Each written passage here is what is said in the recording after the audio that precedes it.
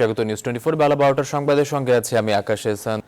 সাতক্ষীরায় শেখ হাসিনার গাড়ি বহরে হামলা মামলায় বিএনপির সাবেক সাংসদ হাবিবুল ইসলাম হাবিব সহ 3 জনকে 10 বছর করে কারাদণ্ড দিয়েছেন আদালত। বাকি 47 আসামিকে বিভিন্ন মেয়াদে সাজা দেওয়া হয়েছে। বৃহস্পতিবার সকাল 10:30টায় সাতক্ষীরার chief judicial magistrate Humayun Kabir রায় ঘোষণা করেন।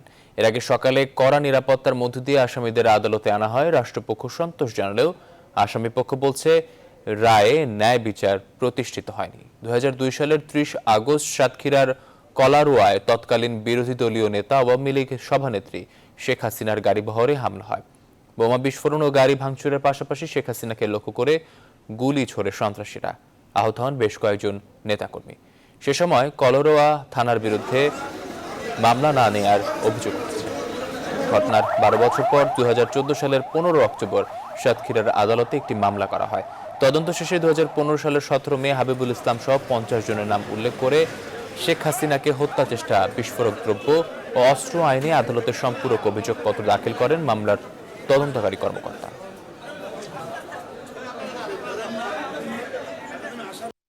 হাবিবুল ইসলাম হাবিব, রিপন এবং আরিফ এই 3 জনকে 10 বছর পর্যন্ত সাজা দিয়েছে। কাদের বাচ্চু, রঞ্জু এবং এদের 9 বছর করে সাজা দেওয়া হয়েছে। কোনো খালাস পায় নাই, কাউকে খালাস দেয় নাই। নিম্নপক্ষে 4.5 বছর সাজা দেওয়া হয়েছে। আজকের এই রায়ের মাধ্যমে দেশে ন্যায় বিচার কায়েম হইল। বাংলাদেশ কৃষি গবেষণা কাউন্সিল কর্তৃক প্রকাশিত 100 কৃষি প্রযুক্তি অ্যাটলাস এর মোড়ক উন্মোচন অনুষ্ঠানে ভার্চুয়ালি বক্তব্য রাখছেন প্রধানমন্ত্রী শেখ হাসিনা। আমরা সরাসরি যাচ্ছি সেই অনুষ্ঠানে। এটা তো হয় না, এটা তো সম্ভব না। আমাদের এটাই হচ্ছে আমাদের দেশের সমস্যা। অথচ যারা গবেষণা করবেন তারা যেন সম্পূর্ণ মনোযোগ দিয়ে গবেষণাটা করতে পারেন আর গবেষণায় যেন লিপ্ত থাকতে পারেন, সেইটা কিভাবে করা যেতে পারে।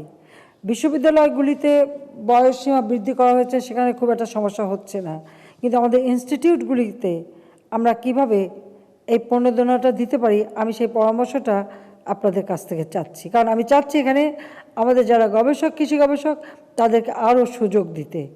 কারণ আমি সবসময় আমার বাবার মতো নিয়ে আমি তার আদর্শ নিয়েই চলি, কাজে তার মতোই চিন্তা করি যে আমাদের দেশ কৃষিপ্রধান দেশ, আমাদের অর্থনীতি কৃষির উপর নির্ভরশীল। আর কৃষি শুধু আমার দেশ বলে না, সারা বিশ্বে কিন্তু কৃষিটা অর্থাৎ খাদ্য এটা লাগবেই। এই বাজার কখনো সংকুচিত হবে না, কিন্তু সেই খাদ্য উৎপাদন বৃদ্ধি করা, মানসম্মত করা এবং বর্তমানে যে জলবায়ু পরিবর্তন হচ্ছে তারই সাথে সামঞ্জস্য রাখা। ইতিমধ্যে আমি যেমন আমার এলাকায় ভাসমান সবজি চাষ হতো,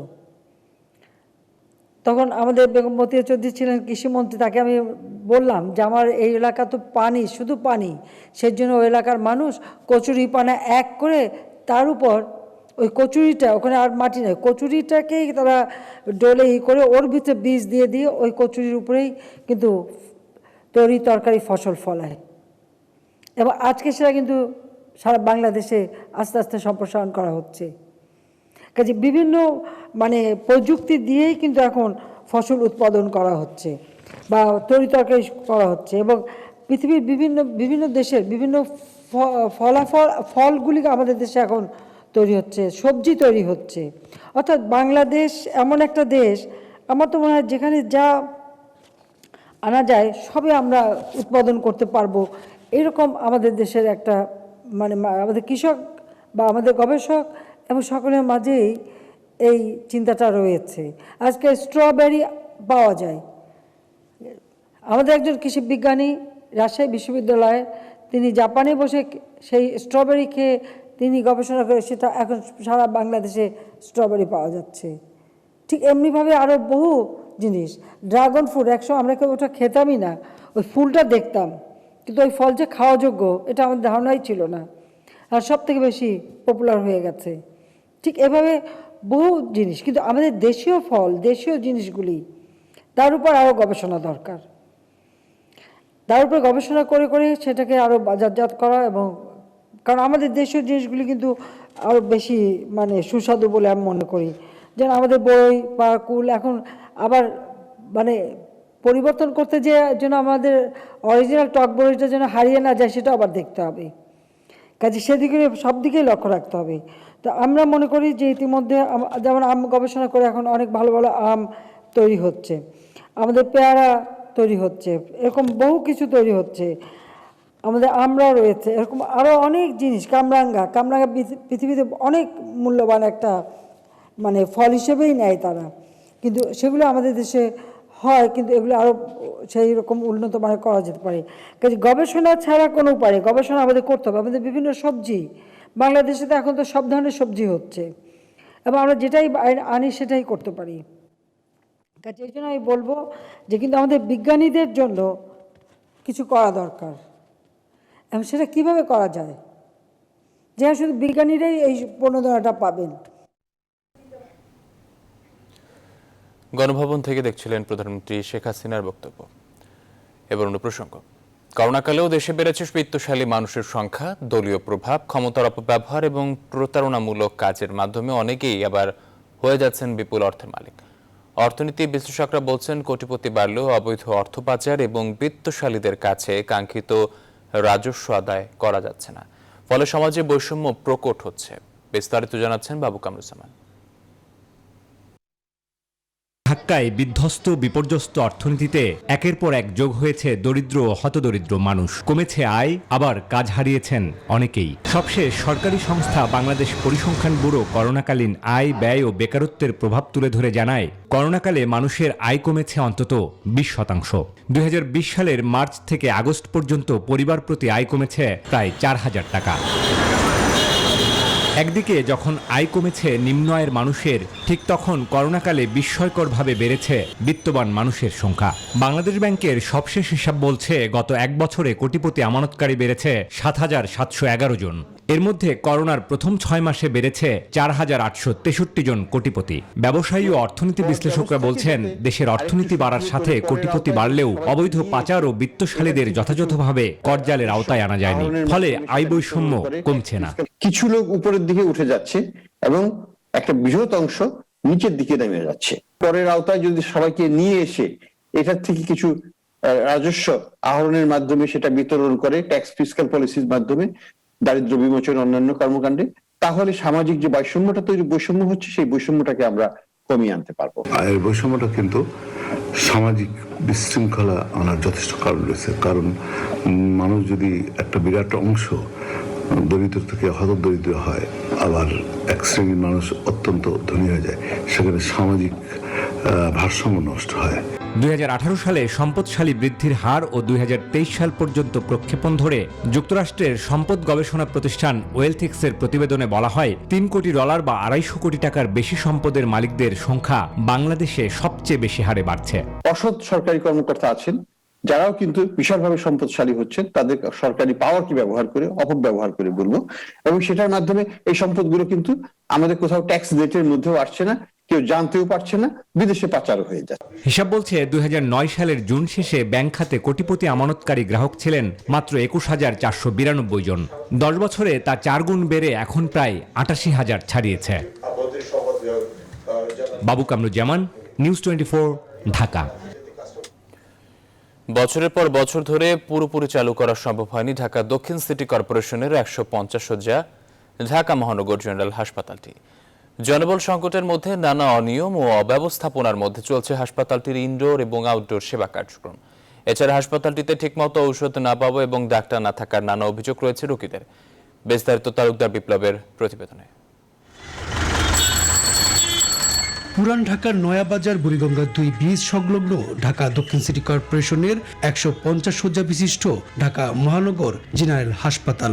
অনেকে ধারণা জনবল সংকট আর হাসপাতালটি সম্পর্কে না জানায় পুরোপুরি চালু করা সম্ভব হয়নি হাসপাতালটি। এমন তথ্য যেমন সত্য, আবার সীমিত জনবলের দোহাই দিয়ে চিকিৎসা সেবায়ও নানা অনিয়মের চিত্র পাওয়া যায় এই হাসপাতালে। বৃহস্পতিবার সকাল 9:45টার দিকে সরজমিনে দেখা যায় হাসপাতালের নিচতলায় মেডিসিন, গাইনি ও প্রসূতি, প্যাথোলজি, চর্ম, যৌন, দন্ত এবং নাক কান গলা বিভাগের সামনে চিকিৎসা নিতে অপেক্ষা করছেন 5 থেকে 6 জন রোগী। কিন্তু বেশিরভাগ চিকিৎসকই প্রায় 1 ঘন্টারও বেশি সময় হাসপাতালে উপস্থিত নেই। এখন 9টা বাজে, এখনো আসছি, এখনো ডাক্তার আসে নাই। ডাক্তারের জন্য আমরা অপেক্ষা করতেছি, উনি আসবে নাকি 10টার সময়। কোন ডাক্তার দেখাতে এসেছেন? হুমায়রা সুলতানা। উনি কোথায়? এখন আসে না। এছাড়া সরকারি ঔষধ, ইনজেকশন বন্টনে নানা অনিয়মের অভিযোগ আছে এই হাসপাতালটির বিরুদ্ধে। যেটা নরমাল এটা এখান থেকেই দিছে, বা যেটা দামি এটা বাইরে থেকে না। আপনার ওষুধে দেখা যাচ্ছে আমার 7 দিন ওষুধ, আমাকে এদিক থেকে সরকারিভাবে 3 দিন ওষুধ দিছে। হাসপাতাল ওয়ার্ড ঘুরে দেখা যায় মরিচা পড়ে নষ্ট হওয়ার পথে রোগীদের বেড। গাইনি ওয়ার্ডে চিকিৎসা নিচ্ছেন 4 জন। ওয়ার্ডের বাকি বিছানাই ফাঁকা পড়ে আছে। আর এর কারণ হিসেবে জনবল সংকটের কথা জানালেন হাসপাতালটির পরিচালক। এই জনবলে যেমন আমার ডাক্তার আছে টোটাল 2016 অর্গানোগ্রাম, লাস্ট যে অর্গানোগ্রাম আমরা এখন চলছে হাসপাতালে, তাতে 31 জন ডাক্তারের আছে আমাদের 16 জন, তার ভিতরে একজন আবার সাসপেনশনে। কিছু সীমাবদ্ধতার কথা স্বীকার করেন ঢাকা দক্ষিণ সিটি কর্পোরেশনের প্রধান স্বাস্থ্য কর্মকর্তা। পরে এটা আসলে একটু ডিসঅর্গানাইজেশনটার মধ্যে একটু হয়েছে, আমি নিজেও বুঝতেছি। ঠিক হয়ে যাবে, ভ্যাকসিনের এটা নিয়ে আমরা এটা শুরু করার পরে এটা নিয়ে আমি নিজেও একটু উন্নয়ন হিসেবে বলবো। পুরান ঢাকার দরিদ্র মানুষকে চিকিৎসা দিতে 1989 সালে এই হাসপাতালের উদ্বোধন করা হয়। তখন এর নাম ছিল শ্রমজীবী হাসপাতাল। পরে ডিএসসিসির অধীনে 150 শয্যা করে নাম দেওয়া হয়েছে ঢাকা মহানগর জেনারেল হাসপাতাল। তালুকদার বিপ্লব, নিউজ 24, ঢাকা। চলতি বছরের জুনের শেষেই কোভ্যাক্স থেকে 1,27,92,000 ডোজ অক্সফোর্ড অ্যাস্ট্রাজেনেকার করোনা টিকা পেতে পারে বাংলাদেশ। বুধবার কোভ্যাক্সের প্রকাশিত বিভিন্ন দেশের টিকা বন্টনের তালিকায় পাওয়া গেছে এ তথ্য। ভারতের সেরাম ইনস্টিটিউট থেকে সরকার ভ্যাকসিন কিনে টিকাদান শুরু করলেও কোভ্যাক্স থেকে কোন টিকা পাওয়া যাবে তা অনিশ্চিত ছিল। তবে WHO, গাভি এবং কোয়ালিশন ফর এপিডেমিক প্রিপেয়ারনেস ইনোভেশনসের গড়া প্ল্যাটফর্মটি থেকে অক্সফোর্ড অ্যাস্ট্রাজেনেকার ভ্যাকসিন পাওয়ার তথ্যই নিশ্চিত হওয়া গেছে। এখন পর্যন্ত উদ্ভাবিত সকল করোনার টিকার মধ্যে অক্সফোর্ডের টিকাই বাংলাদেশের সংরক্ষণ তুলনামূলকভাবে সহজ। চলতি বছরের প্রথমার্ধে অন্তত 33 কোটি ডোজ টিকা বিতরণ করতে চায় কোভ্যাক্স। এর মধ্যে 24 লাখই অক্সফোর্ডের কোভিশিল্ড ভ্যাকসিন। তাদের দেয়া তথ্য অনুযায়ী ভ্যাকসিন বন্টনের অন্তর্বর্তীকালীন তালিকা থেকে 145টি দেশের মোট জনসংখ্যার গড়ে 3.3%কে টিকা দেওয়া হবে।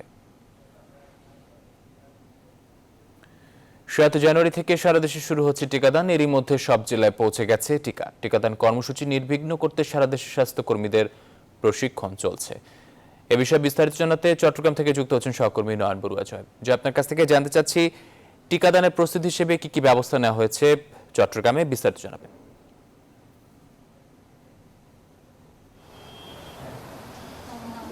ধন্যবাদ আকাশ। এর আগের ঘন্টায় কিন্তু আমরা দেখানোর চেষ্টা করেছি, আপনি অবশ্যই দেখতে পাচ্ছেন যেখানে প্রশিক্ষণ হচ্ছে, তাদেরকে কিন্তু যারা প্রশিক্ষণ নিচ্ছে তাদেরকে কিভাবে যে করোনার টিকা কিন্তু আসলে দিতে হয় সে বিষয়ে তাদেরকে কিন্তু আসলে প্রশিক্ষিত করছে। এমনকি চট্টগ্রাম সিটি কর্পোরেশন 150 জনকে কিন্তু প্রশিক্ষণ দেওয়া হচ্ছে। গতকাল থেকে শুরু হয়েছে, কিন্তু আজকে 4টা বাজে কিন্তু সেই প্রশিক্ষণ শেষ হবে। এখানে যারা প্রশিক্ষণ নিয়েছেন তারা বলছেন তারা যে আগে যে টিকা মেরেছেন কিন্তু এবারের টিকাটা কিন্তু অনেকটা ভিন্ন, তার কারণে কিন্তু প্রশিক্ষণ নিয়ে তারা খুব একটা সন্তুষ্টির কথা আমাদেরকে জানিয়েছে। আমরা একটু কথা বলতে চাই যারা প্রশিক্ষণ দিচ্ছেন, আমি একটু জানতে চাচ্ছি কিভাবে টিকাটা দিতে হচ্ছে, কি প্রশিক্ষণ তাদেরকে দিচ্ছেন।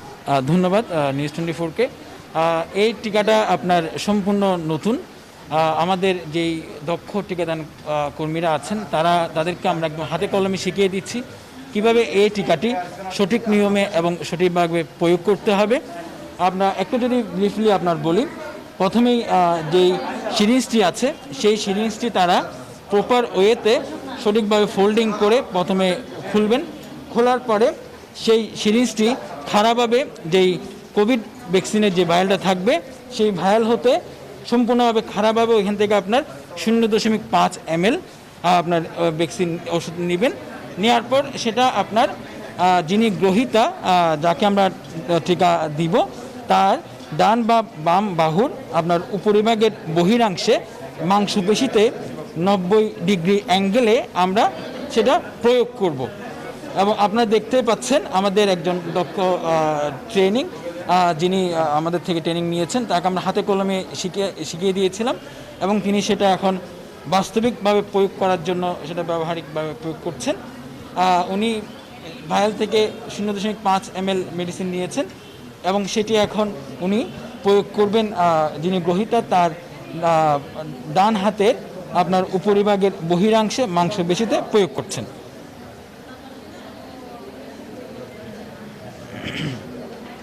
আচ্ছা, কোনো পার্শ্ব প্রতিক্রিয়া আছে কি? হ্যাঁ, অবশ্যই আমরা জানি যে কোনো টিকারেই আপনার কিছু বিরূপ প্রতিক্রিয়া থাকতে পারে।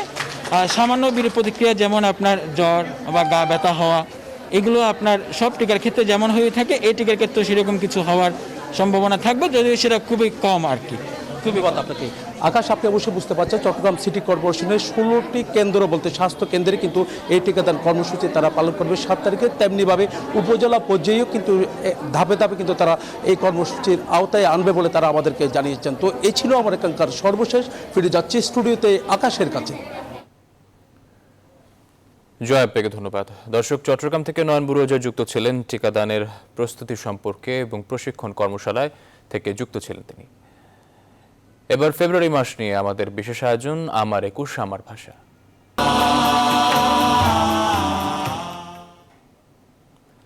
বায়ান্নর ভাষা আন্দোলন এবং মাতৃভাষা প্রতিষ্ঠার মাধ্যমে অর্জিত হয় বাঙালি জাতির চূড়ান্ত বিজয়। তবে যে আকাঙ্ক্ষায় বাঙালি জাতির গণতান্ত্রিক আন্দোলনের সূত্রপাত তা প্রতিষ্ঠিত হয়নি আজও, এমনটাই মত কবি মোহন রায়হানের। তার মতে তথ্য প্রযুক্তির উন্নয়ন ঘটছে ঠিকই, কিন্তু উন্নতি হয়নি বাংলা ভাষার, বরং বিকৃতভাবে উপস্থাপন করা হয় মাতৃভাষা। শুকুন আমিরের প্রতিবেদনে বিস্তারিত। উর্দুই হবে পাকিস্তানের একমাত্র রাষ্ট্রভাষা, এমন ঘোষণায় আক্রোশে ফেটে পড়ে তৎকালীন পূর্ব বাংলার জনগণ। সময়ের সাথে ক্ষোভ বাড়ে, উত্তাল হয় ঢাকার রাজপথ। মাতৃভাষা প্রতিষ্ঠার দাবিতে রাজপথ রঞ্জিত হয় সালাম, বরকত, রফিক, জব্বার, শফিউর প্রমুখদের রক্তে। বাঙালিদের এমন তীব্র বিক্ষোভের মুখে নতি স্বীকার করে পাকিস্তান সরকার। রাষ্ট্রভাষার মর্যাদা পায় বাংলা, অর্জিত হয় বাঙালি জাতির চূড়ান্ত বিজয়। তবে যেই আকাঙ্ক্ষায় গণতান্ত্রিক আন্দোলনের সূত্রপাত হয়েছিল তা আজও প্রতিষ্ঠিত হয়নি, এমনটাই মত কবি মোহন রায়হানের। 52 ভাষা আন্দোলনের মধ্যে দিয়ে বাংলা ভাষা, সাহিত্য, সংস্কৃতি বিকাশের যে অঙ্গীকার ছিল সেখান থেকে এখন বাঙালি জাতি অনেক দূর। শোষণমুক্ত, অসাম্প্রদায়িক, গণতান্ত্রিক যে সমাজ প্রতিষ্ঠার আকাঙ্ক্ষা, সেই আকাঙ্ক্ষা এখন পর্যন্ত অর্জিত হয়নি। এর কারণ আমাদের নেতৃত্বের দুর্বলতা। তার মতে তথ্য প্রযুক্তির উন্নয়ন ঘটলেও বিকৃত হচ্ছে বাংলা ভাষার ব্যবহার। এমনকি অসাম্প্রদায়িক দেশ হিসাবে বাংলাদেশ প্রতিষ্ঠিত হয়ে ওঠেনি আজও। মেসেজ, হোয়াটসঅ্যাপ, মেসেঞ্জার এসবের কারণে সেখানে সেই পত্র সাহিত্যটা আস্তে আস্তে উঠে যাচ্ছে। রেডিও, টেলিভিশনে, নাটক, সিনেমায় ইংরেজি উচ্চারণে আজকে যে বাংলা উচ্চারিত হচ্ছে, এটি আসলে আমাদের বাংলা ভাষা এবং সাহিত্যের জন্য একটি হুমকি স্বরূপ। শুধু অর্থনৈতিকভাবেই নয়, উন্নয়ন করতে হবে সার্বিকভাবে। তার জন্য প্রতিষ্ঠিত করতে হবে রাষ্ট্রের মূলনীতি। তবেই গণতান্ত্রিক দেশ হিসাবে প্রতিষ্ঠিত হবে বাংলাদেশ, এমনটাই মনে করেন কবি মোহন রায়হান। শুকুন আমির, নিউজ 24, ঢাকা। সংবাদে নিচ্ছে একটি বিরতির সঙ্গে থাকুন।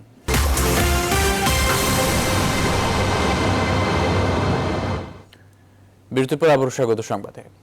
আরও একটি স্বপ্ন পূরণ হচ্ছে দক্ষিণাঞ্চলবাসীর। চলতি বছরের মাঝামাঝিতেই পায়রা নদীর ওপর লেবুখালী সেতু যান চলাচলের জন্য উন্মুক্ত হচ্ছে। নির্মাণাধীন পদ্মা সেতু ও পায়রা সেতু চালু হলে রাজধানী থেকে দেশের সর্বদক্ষিণে কুয়াকাটা পর্যন্ত প্রায় 350 কিলোমিটার সড়ক পথ হবে ফেরিবিহীন, যা নদী বিধৌত একটি অঞ্চলে যোগাযোগ ব্যবস্থায় মাইলফলক বলছেন সংশ্লিষ্টরা। রাহাত খানের তথ্য ও ছবিতে ডেস্ক রিপোর্ট। 90 দশকেও বরিশাল থেকে কুয়াকাটা যেতে পার হতে হতো অন্তত 7টি ফেরি। প্রতিটি ফেরিঘাটে দীর্ঘ অপেক্ষা, ভোগান্তি আর হয়রানির কারণে পর্যটকদের কাছে সাগরকন্যা কুয়াকাটা ছিল এক দুঃস্বপ্নের নাম। ভোগান্তি দূর হয়েছে। গত 3 দশকে নির্মিত হয়েছে বেশ কয়েকটি সেতু। বাকি ছিল কেবল পায়রা নদীর লেবুখালী পয়েন্ট।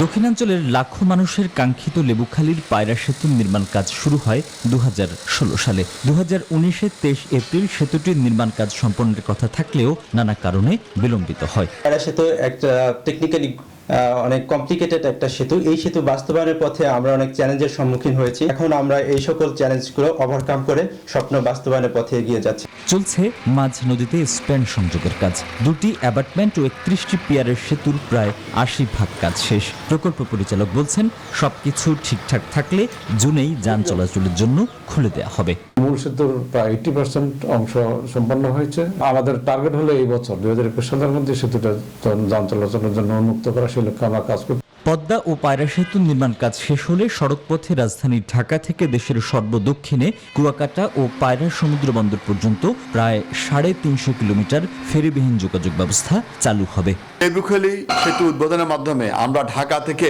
পদ্মা ব্রিজ হয়ে ফেরিবিহীন যাতায়াত ব্যবস্থা কুয়াকাটা তথা পায়রা বন্দর পর্যন্ত প্রতিষ্ঠা করতে সক্ষম হব। এটি আমাদের যাতায়াত ব্যবস্থার জন্য একটি মাইলফলক। পর্যটনের কথা বিবেচনা করে নান্দনিক নকশায় এক্সট্রা ডোজ ক্যাবল স্ট্রেট পদ্ধতিতে নির্মাণ করা হচ্ছে 1.5 কিলোমিটার দৈর্ঘ্যের পায়রা সেতু। Desk report, news 24। ভাষাঞ্চলে রোহিঙ্গাদের স্বাবলম্বী করে গড়ে তোলার জন্য সব ধরনের ব্যবস্থা করা হয়েছে।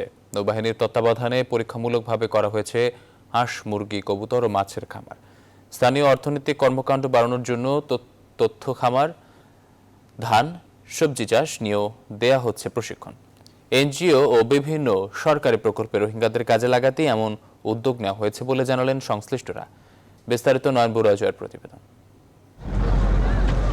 2 দশক আগে জেগে ওঠা সমুদ্র ঘেরা দ্বীপে এখন মানুষের বসবাস। সবুজের নেই কোনো কমতি, আছে ম্যানগ্রোভ বন। গেল 4 ডিসেম্বর প্রথমবারের মতো রোহিঙ্গাদের আনা হয় বাসাঞ্চলে। এইভাবে দ্বিতীয় এবং তৃতীয় দফায় এই চরে এখন প্রায় 6,500 রোহিঙ্গা। তাদের স্বাবলম্বী করতে নৌবাহিনীর তত্ত্বাবধানে পরীক্ষামূলকভাবে করা হচ্ছে এই বেড়ার খামার। এক সময়ের বিচ্ছিন্ন দ্বীপ বাসাঞ্চলে যেখানে মানুষের বসবাস ছিল না, এখন মানুষের বসবাসের পাশাপাশি লালন পালন করা হচ্ছে ভেড়া থেকে নিয়ে বিভিন্ন পশু পাখি প্রাণী। বেড়া আছে 700-এর মতন, কবিতর আছে 120, হাঁস মুরগি আছে 150। আমরা এখানে সবজির বাগান করছি, পাতাকপি, ফুলকপি, মরিচ, বেগুন। বাংলাদেশ পল্লী উন্নয়ন বোর্ড ও কৃষি সম্প্রসারণ অধিদপ্তর রোহিঙ্গাদের হাঁস মুরগি পালন এবং চাষাবাদের প্রশিক্ষণ দিচ্ছে। এই ব্যবহারিক সেশনে আমাদের এখানে প্রশিক্ষক রয়েছে বিভিন্ন বিষয়ভিত্তিক, যেমন হাঁস মুরগি পালন, তারপর গবাদি পশু চাষ, শাকসবজি চাষ, মৎস্য চাষ। তারা বিভিন্ন সেলাই, তারা এসব বিষয়ে হাতে কলমে তারা শিখিয়ে দিচ্ছেন কীভাবে শিখতে হবে। তাদের যে হাউসগুলি বরাদ্দ দেওয়া হয়েছে, তারা আশেপাশে কিছু জায়গা খালি আছে, তো খালি জায়গার মধ্যে তারা সবজি, শাকসবজি, মানে খুব ক্ষুদ্র পরিসর যেগুলি করা যায় এগুলির জন্য প্রশিক্ষণ দেওয়া হচ্ছে। এইসব কাজে প্রশিক্ষিত হলে সরকারের বিভিন্ন উন্নয়ন কাজে শ্রমিক হিসেবে নিয়োগ পাবে রোহিঙ্গারা, বললেন আশ্রয়ণ প্রকল্পের পরিচালক। ওদেরকে আমাদের কনস্ট্রাকশন কাজ, তারপরে আমাদের রাস্তার কাজ, ছোটোখাটো যেসব জায়গায় আমাদের প্রকল্পের কাজ চলছে ওখানে ওদেরকে কাজে লাগাচ্ছে। কক্সবাজারে রোহিঙ্গাদের চাপ কমাতে 2018 সালে বাসাঞ্চলে 450 একর জমিতে এই শিবির নির্মাণের প্রকল্প হাতে নেয় সরকার। নয়ন বড়ুয়া, বাসাঞ্চর, নোয়াখালী।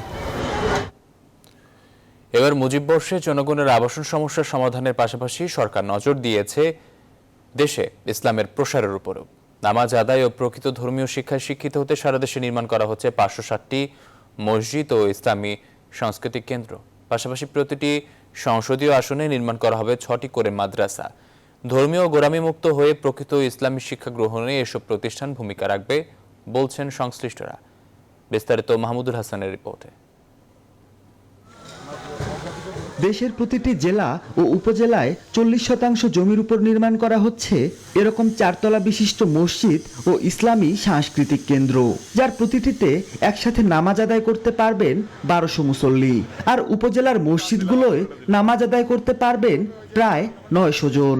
মানুষের মধ্যে ধর্মীয় মূল্যবোধটা আরও সজাগ হবে, মানুষের মধ্যে ধর্ম সম্পর্কে আরও সচেতনতা তৈরি হবে। সার্বিক জনকল্যাণমূলক যে কার্যক্রমগুলি সেগুলি এখানে থাকবে।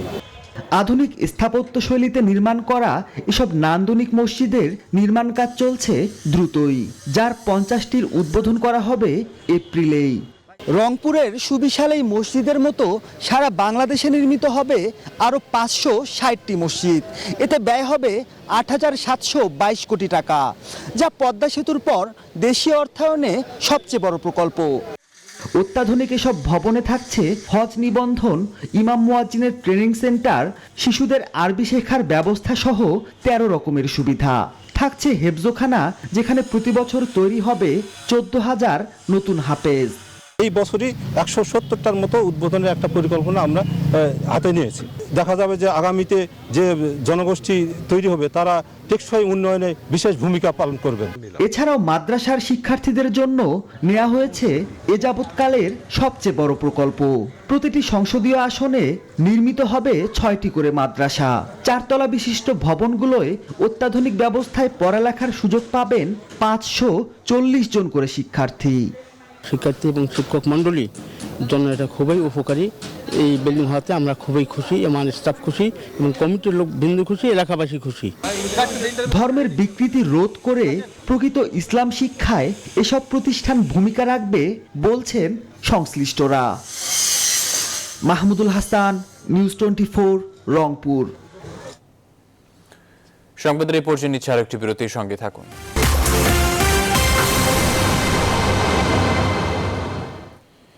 আবারও স্বাগত সংবাদে। এবার ফার্স্ট সিকিউরিটি ইসলামী ব্যাংক অর্থ বাণিজ্য সংবাদ। ভরা মৌসুমেও সবজির ন্যায্য দাম পাচ্ছে না যশোরের কৃষকরা। কৃষকদের অভিযোগ, কাঁচা পণ্য সংরক্ষণে কোনো ব্যবস্থা না থাকায় নামমাত্র দামে বিক্রি করতে বাধ্য হচ্ছেন তারা। কম দামে এসব সবজি কিনে অন্য জেলায় নিয়ে যাচ্ছেন পাইকাররা। এতে প্রান্তিক কৃষকরা ক্ষতিগ্রস্ত হলেও লাভবান হচ্ছেন মধ্যস্বত্বভোগীরা। রিপন হোসেনের তথ্য ও চিত্রে ডেস্ক রিপোর্ট। এভাবেই কষ্টে ফলানো ফুলকপি খেতেই নষ্ট করছেন যশোরের সদর উপজেলার বীর নারায়ণপুর গ্রামের রফিকুল ইসলাম। ধার দেনা করে 3 বিঘা জমিতে বিভিন্ন সবজির আবাদ করেছিলেন তিনি। এর মধ্যে বেশিরভাগ জমিতে ছিল ফুলকপি। সবজির ভরা মৌসুমে প্রতিটি ফুলকপি বিক্রি করেছেন 1 টাকা দরে। এতে লাভ তো দূরের কথা, পরিবহন খরচই উঠছিল না। এ পরিস্থিতিতে বাধ্য হয়ে খেতেই ফসল নষ্ট করছেন তিনি। প্রায় 50-60 হাজার টাকা খরচ হয়েছে, যেটা আমি এবছর পুষিয়ে নিতে পারছি না। আমার আর্থিকভাবে অনেক ক্ষতিগ্রস্ত হয়ে গেছি। শুধু রফিকুল ইসলাম নিজে নয়, তার মতো অনেকের অবস্থা একই রকম। প্রান্তিক কৃষকদের অভিযোগ, মধ্যস্বত্বভোগীদের দৌরাত্বের কারণেই সবজির ন্যায্য মূল্য থেকে বঞ্চিত হচ্ছেন তারা। বাজারে যে কিনে খাচ্ছে আসলে তারা বিক্রি করতেছে কেজি প্রতি 15 টাকা, আমরা পাচ্ছি 2 টাকা 3 টাকা পিস। বর্তমান যে বাজার চাহিদা, আমরা বাজারে যে কোনো টাকা পাচ্ছি না, আমাদের খরচ উঠতেছে না। সরকার মহোদয়ের কাছে বলবো যে আপনারা সরাসরি এই জিনিসটা নিয়ন্ত্রণ করুন এবং আমরা প্রকৃত কৃষক, আমরা যাতে এই মূল্যটা সরাসরি ওইভাবে পেতে পারি। তবে কৃষকরা যাতে সবজির ন্যায্য মূল্য পায় সেজন্য নানা উদ্যোগ নেওয়া হয়েছে বলে জানালেন সংশ্লিষ্টরা। আমাদের লেবুতলা ইউনিয়নে 2টা কালেকশন পয়েন্ট তৈরি করতেছি। সেখানে সবজি বা কৃষকের পণ্য সেই কালেকশন পয়েন্টে জমা হবে গ্রুপের মাধ্যমে। ওখানে আমরা কিছু লিড ফার্মার সৃষ্টি করতেছি। আমরা ওখানে ওয়াশিং, গ্রেডিং এবং শটিংয়ের ব্যবস্থা করতেছি। দেশের মোট চাহিদার প্রায় 60 থেকে 65% সবজির উৎপাদন হয় যশোরে। Desk report, news 24। এবার আন্তর্জাতিক প্রসঙ্গ। মিয়ানমারের সেনা অভ্যুত্থানকে ব্যর্থ হওয়া নিশ্চিত করতে বিশ্ব সম্প্রদায়ের প্রতি আহ্বান জানিয়েছেন জাতিসংঘের মহাসচিব অ্যান্তোনিও গুতেরেস। দেশটির নির্বাচনের এই পরিবর্তন অগ্রহণযোগ্য বলে মন্তব্য করেছেন তিনি।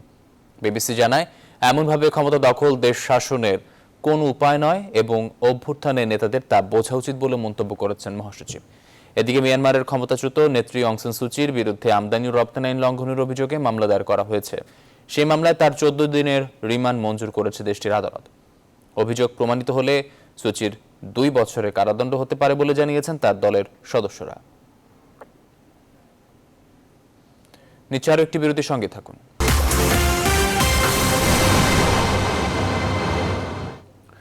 বিরতির পর আবারও স্বাগত সংবাদে। এবার খেলার খবর। চট্টগ্রামের জহুর আহমেদ চৌধুরী স্টেডিয়ামে টেস্টের দ্বিতীয় দিনের শুরুতেই লিটন দাসকে ধরতে হয় প্যাভিলিয়নের পথ। শেষ খবর পাওয়া পর্যন্ত টাইগারদের সংগ্রহ 7 উইকেটে 348 রান। গত দিনের অপরাজিত সাকিব ও লিটন ভালোই শুরু করে, কিন্তু তৃতীয় ওভারে স্পিনার জেমেল ওয়ারিকেনের বলে 41 রানে করে বোল্ড হন লিটন। এরপর ব্যক্তিগত 68 রানে সাকিবকে সাজ করে ফেরান রাকিম কনওয়াল। টেস্ট ক্রিকেটে 2 বছর 2 মাস পর হাফ সেঞ্চুরি দেখা পেলেন এই অলরাউন্ডার। এই মুহূর্তে ক্রিজে আছেন মেহেদী হাসান মিরাজ ও তাইজুল ইসলাম। এর আগে সাকিব আল হাসান ও মেহেদী হাসান মিরাজের ব্যাটে দলীয় 300 রান পার করে বাংলাদেশ।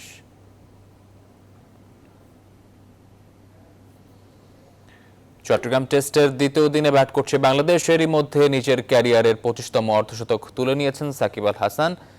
এ বিষয়ে আরো তথ্য জানাতে চট্টগ্রাম থেকে যুক্ত হচ্ছেন সহকর্মী পার্থ বণিক। পার্থ, আজ দ্বিতীয় দিনে ব্যাট করছে বাংলাদেশ, এই মুহূর্তে কি অবস্থান দেখছেন, বিস্তারিত জানাবেন।